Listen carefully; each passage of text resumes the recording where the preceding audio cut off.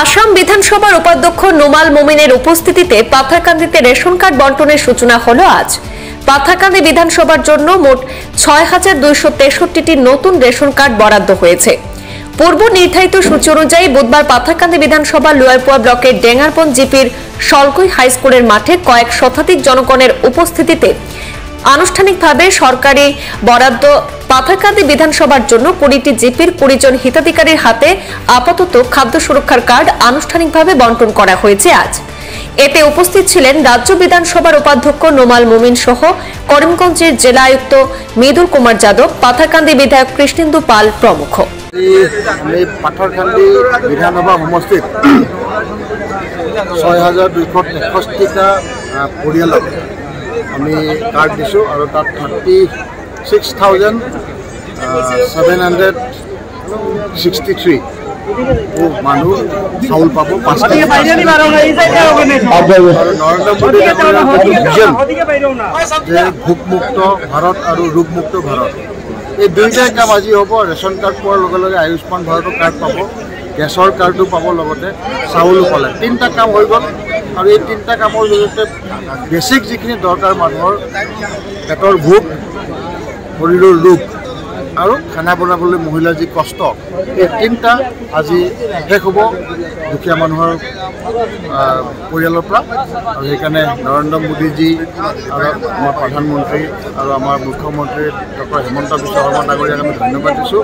Local MLA আমাৰ কৃষ্ণেন্দু পল এটা ৰাইজৰ কাৰণে অশেষ কষ্ট কৰি কাৰ্ডসমূহ local administration district commissioner circle officer সকলৰ লগত মিলি বনালে আৰু খুব কম সময়ৰ ভিতৰতে এই ৰেচন কাৰ্ডখিনি আমি বিলাবলৈ পাই ভেৰি হেপী আৰু খুব ভাল লাগিছে। পাথাৰকান্দিৰ ৰাইজৰ উৎসাহ আজি যি অসম চৰকাৰ তথা ভাৰত চৰকাৰৰ অধীনত যি ফ্ৰী ৰেচন কাৰ্ড, ফ্ৰী চাউল যিটো পাব নেশ্যনেল ফুড ছিকিউৰিটি এক্টৰ জৰিয়তে, আজি আমি সম্পূৰ্ণৰূপে ইয়াক ৰাইজৰ মাজলৈ লৈ যাবলৈ সক্ষম হৈছোঁ। গতিকে আপোনালোককো অভিনন্দন জ্ঞাপন কৰিছোঁ, পাথাৰকান্দি ৰাইজকো অভিনন্দন জ্ঞাপন কৰিছোঁ।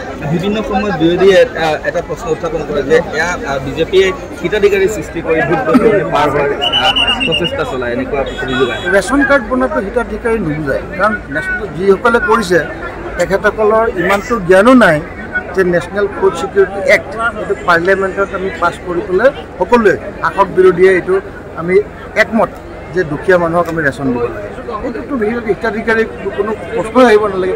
আৰু যিবিলাকে কৰিছে তেখেতসকলে ৰাজনীতিক জ্ঞান নাই বা পাৰ্লিয়ামেণ্টাৰী ছিষ্টেমৰ যিটো সংবিধানৰ মতে যিটো চলে সেইবোৰ ওপৰতো জ্ঞান নাই। গতিকে যদি জ্ঞান নাই আমাৰ ওচৰত আহক, আমি বুজাই দিওঁ কোনটো হিতাধিকাৰী কয়, কোনটো হিতাধিকাৰী নকৰে। গতিকে this is purely benefiting the poor people according to the Food Security Act. তাত আৰু কোনো আমাৰ ডিমত থাকিব নালাগে। এইটো ৰাজনীতি কৰিব নাপায়। যোনে কৰিছে তেতিয়াহ'লে এইটো খুব বেয়া কাম কৰিছে। দুখীয়া মানুহৰ এতিয়া চৌকাত সিহঁতৰ চৰুত চাউল যাব, ভাত হ'ব, আৰু সেইটো কাৰণে দুখীয়া মানুহখিনি এটা পেটৰ ভোক মিটাবলৈ কাৰণে ভোগ কৰিব। তাক যদি ৰাজনীতি দেখে হিতাধিকাৰী দেখে আমাক কৰিবই। বিগত সময়ত এই যিসমূহ আঁচনি তাত খাদ্য সুৰক্ষাৰ ক্ষেত্ৰত ডিলাৰে যথেষ্ট খেলি মেলি কৰিছিল। এতিয়া সলনি পদ্ধতি এতিয়া কি ভাবে ডিলাৰে এই ক্ষেত্ৰত খেলি মেলি কৰিব নোৱাৰিব? 1% নোৱাৰে, কাৰণ ই-ফৰ্চ বুলি যিটো এপ, সেই এপেদি আমি ফিংগাৰপ্ৰিণ্ট দিয়াৰ পিছতহে এই চাউলটো পাব, আৰু ফিংগাৰপ্ৰিণ্ট দিয়াৰ পিছত চাউলটো লগে লগে যিমানটো ৱেইট হ'ব সেই ৱেইটটো ৰিচিপ্টত ল'ব। গতিকে সেই ৰিচিপ্টটো তেখেতসকলে ল'ব। যদি 4 কেজি বা 4.5 কেজি দিয়ে 5 কেজি জেগাত লগে লগে এৰেষ্ট হ'ব, এইটো কোনোবা ডিলাৰে দিয়ে। গতিকে উই আৰ ভেৰি ষ্ট্ৰং। এই ব্যৱস্থাটো হৈ থকাৰ কাৰণে আমি এইবিলাক পদ্ধতি লৈ আহিছোঁ। ডিজিটেল ইণ্ডিয়া মোদী ডাঙৰীয়াৰ দিনত আমি প্ৰৱৰ্তন কৰিছোঁ। এই ডিজিটেল ইণ্ডিয়াৰ ক্ষেত্ৰত আমি এতিয়া corruption free Bharat, corruption free Assam কৰিবলৈ গৈ আছোঁ। গতিকে আজি বেনিফিচিয়াৰী যিখিনি পাব তেখেতসকলে 100% নিজৰ একাউণ্টত পাব। যি পইচা পাইছে ডাইৰেক্ট একাউণ্টত গৈছে। আগতে দালালে খাই আছিলে, কংগ্ৰেছৰ দিনত যিবিলাক চৰকাৰ আছিলে সেইটো সময়ত চব এটা দালাল শ্ৰেণী ক্ৰিয়েট কৰি দিছিলে যাতে ৰাইজৰ পইচা খাব পাৰে। এতিয়াও নৰেন্দ্ৰ মোদীজী সেই দালাল শ্ৰেণী নাইকিয়াই কৰি দিলে। ডাইৰেক্ট ডিবিটি দিল্লীৰ পৰা আহিব বা দিছপুৰৰ পৰা যাব নিজৰ একাউণ্টত, তাত মাজত কোনো দালাল নাইকিয়া হৈ গৈছে। গতিকে এতিয়া মানুহৰ যিটো সুবিধা সেই সুবিধাটো আমি দিয়াৰ কাৰণে কৰাপশ্যনো নাইকিয়া হৈ গৈছে। ছিষ্টেম যেতিয়া আহিছে সেই টেকন'লজি ইউজ কৰিব লাগে। সেই টেকন'লজিৰ আমি 100% ভাল দিশত ইউজ কৰিছোঁ, আৰু সেইকাৰণে আজিকালি কৰাপশ্যন ফ্ৰী কৰিবলৈ কাৰণে আমি